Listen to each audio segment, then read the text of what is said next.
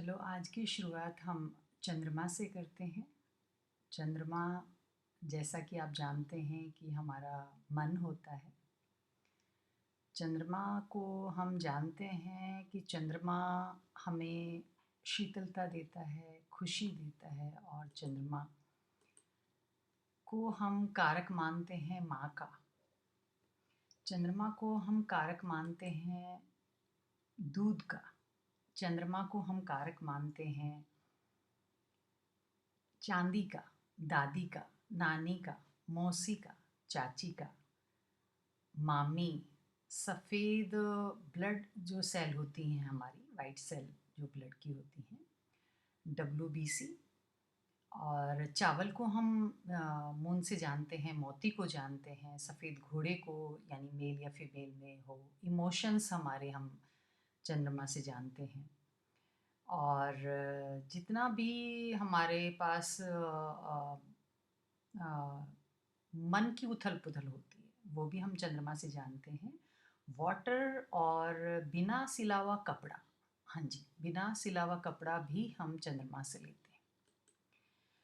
चंद्रमा और केतु, चंद्रमा और केतु का जब मेल हमारे सामने आता है, तो हम एक ग्रहण मान लेते हैं।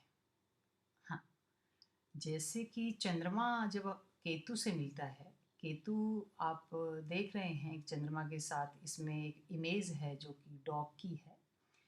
और केतु को हम डॉग, सन, सुअर और गधा इन आदि से जोड़कर देखते हैं केतु को।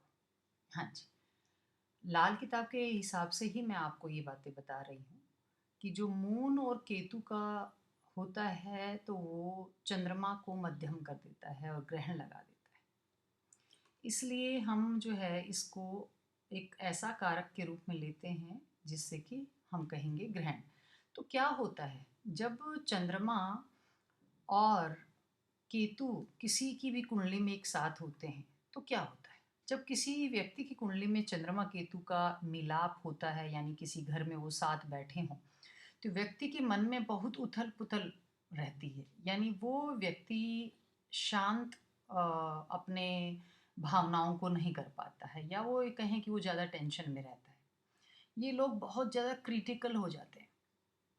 इन लोगों को नहीं पता कि वो किस दिशा में जा रहे हैं, यह दिशा गलत या सही दोनों ही हो सकती है। क्योंकि वो एक वाटर मैंने कहा, मून को हम और आप देखते भी हैं कि पूर्णिमा की तरफ बढ़ता है तो मून पूरा होने लगता है और फिर अमावस्या की तरफ बढ़ता है तो मून जो है धीरे-धीरे घटने लगता है।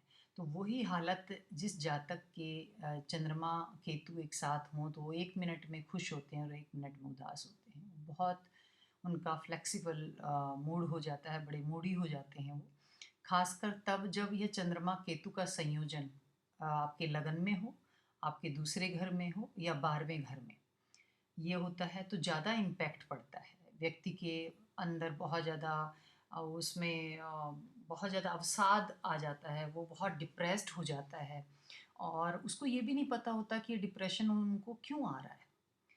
और इस तरीके से नकारात्मक जो प्रभाव हैं इन दोनों के बैठने से, चंद्रमा और केतु के साथ बैठने से, ये चंद्रमा की लाल किताब में उम्र मानते हैं 24 साल और केतु की उम्र मानते हैं 48 से वो शुरू होता है और 51 साल तक उसका पूरा एक दरमियाना समय होता है। लेकिन जैसे कि हमारे यहाँ चौथाई और आधा हिस्से में किसी भी ग्रह का एक असर को देखा जाता है, तो 35 साला चक्र जो हमारा होता है और ये माना जाता है कि 35 साल में हर ग्रह का जो अपनी अपनी उम्र होती है उस हिसाब से वो असर देता है। लेकिन वो अपने जैसे कि मैंने अभी कहा आपको 48 साल, तो 48 का हाफ़ क्या होगा?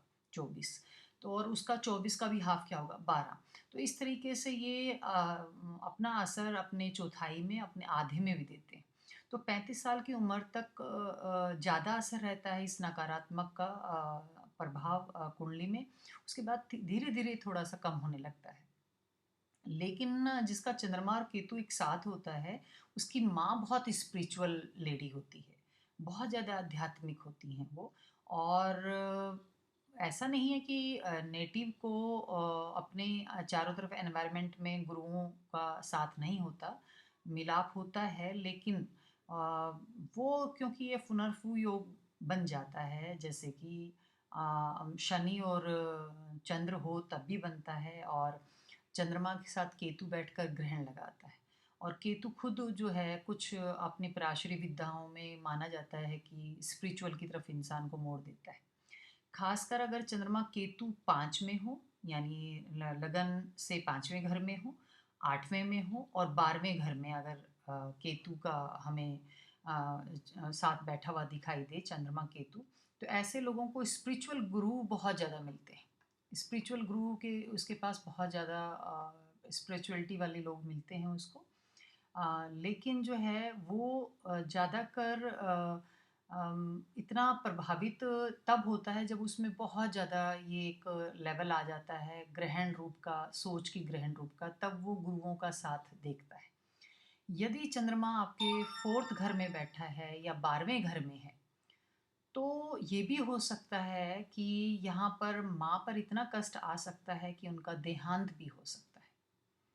ये जो संजोग है, ये नहीं होना चाहिए, बट चंद्रमा और केतु अगर 4 या 12 में होता है तो ऐसा होने की संभावना बन जाती है।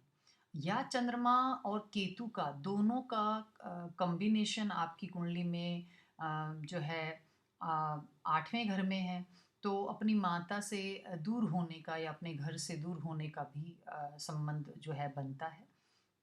इसी तरीके से अगर बृहस्पति को चंद्रमा केतु के अवसर पर पहलू किया जाता है, यानी पहले अगर बृहस्पति है और व्यक्ति और बृहस्पति की दृष्टि पड़ रही है, तो इस व्यक्ति की माँ या पिता बहुत ज़्यादा इसकी आध्यात्मिक रूप से इसका पालन पोषण करते हैं। और यदि चंद्र केतु का जो कॉम्बिनेशन है वो 8वें या 12वें घर में होता है, तो एक व्यक्ति को एक प्रकार की बीमारी होती है जो सिजोफ्रेनिया, जिसमें लोग काल्पनिक चीज़ें देखने लगते हैं, जो चीज़ें होती नहीं हैं वो भी वो उसको इमेजिनेशन करने लगते हैं, तो उसको सिजोफ्रेनिया बोलते हैं। और धीरे-धीरे मैंने जैसे कहा कि 35 साल के बाद थोड़ा-थोड़ा ये प्रभाव कम होने लगता है और फिर व्यक्ति स्पिरिचुअल की तरफ मुड़ने लगता है, आत्मज्ञान प्राप्त करता है। और इस कॉम्बिनेशन के लिए उपाय लोग अधिक करते हैं। आप अपने आप जीवन में अपनी माँ और ममता को जो है के रास्ते से ही इस योग से आप छुटकारा पा सकते हो। साक्षात आप अपनी माँ के चरणों में ही एक इसका उपाय मिल सकता है। और लाल किताब के हिसाब से कुछ इसके सिम्पटम्स भी दिए जाते हैं कि अगर आपके घर में दूध वाले कोई जानवर हैं, या अक्सर आपके घर में दूध जल जाता है या निकल जाता है, या आपके किसी जैसे कि खासकर घोड़ा देखा जाता है। अब हर एक के घर में तो देखो दूध वाले जानवर नहीं होते हैं या घोड़ा वगैरह नहीं होता, लेकिन जिनके घर में होता है उनके घर में माना जाता है कि उनकी मौत हो जाए अगर, मतलब जिनके यहाँ ऐसा होता है उनके यहाँ माना जाता है कि अगर ऐसे घरों में कि अगर उनकी डेथ हो जाती है तो भी आपका चंद्रमा वीक है, और बहुत, चाहे वो केतु के साथ नहीं बैठा, चाहे वो अलग बैठा है, तो उसमें कहा जाएगा कि चंद्रमा बहुत वीक है। और अगर आपके आसपास कोई कुआँ है, वो सूखा हुआ है, या तालाब है, वो सूखा हुआ है, तो भी आपका चंद्रमा जो है मंदा होने की निशानी है।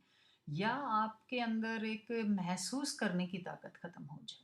यस, चंद्रमा महसूस करने की ताकत अगर खत्म हो जाए तो भी आपका चंद्रमा मंदा है।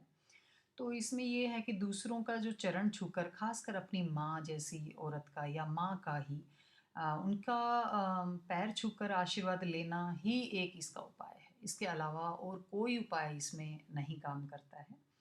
आगे ऐसे ही मैं आपके अलग-अलग ग्रहों की ओर मंदे होने की निशानियाँ आपके सामने लेके आऊँगी, और हमारी ये यात्रा ऐसे ही रहेगी।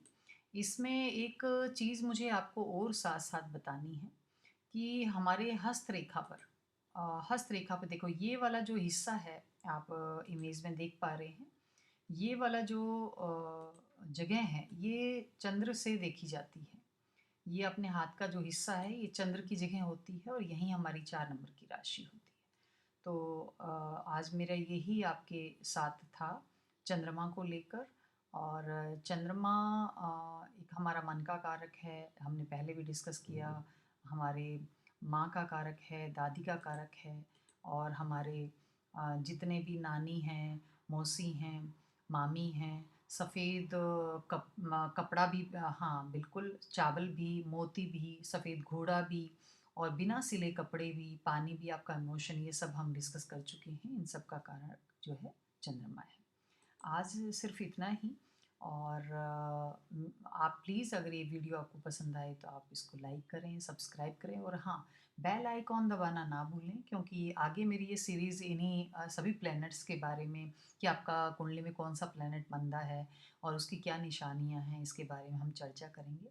साथ ही साथ बीच में चर्चा करेंगे कि कौन सा प्लैनेट कौन सी पेड़ को बताता है, यानी ट्रीज़ को बताता है, कौन से फ्रूट्स को बताता है, क्या वस्तुएं हैं जो हमारे घर में रखी हैं वो कौन से प्लैनेट की हैं, ये भी हम इसी से देखेंगे।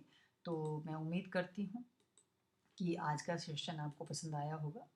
और जैसा कि मैंने कहा, आप इस वीडियो को लाइक करें, सब्सक्राइब करें, और अपने दोस्तों के साथ भी शेयर करें, और अपने कमेंट भी दें कि आगे आप किस टॉपिक पे और देखना मुझे पसंद करेंगे, सुनना मुझे पसंद करेंगे। और इसी के साथ हम अपना नमस्कार। और कोई भी त्रुटि अगर रह गई हो तो उसमें भी मैं चाहती हूँ कि आप कमेंट में बताएं। और जल्दी दोबारा से दूसरे प्लेनेट के साथ मिलते हैं आपसे।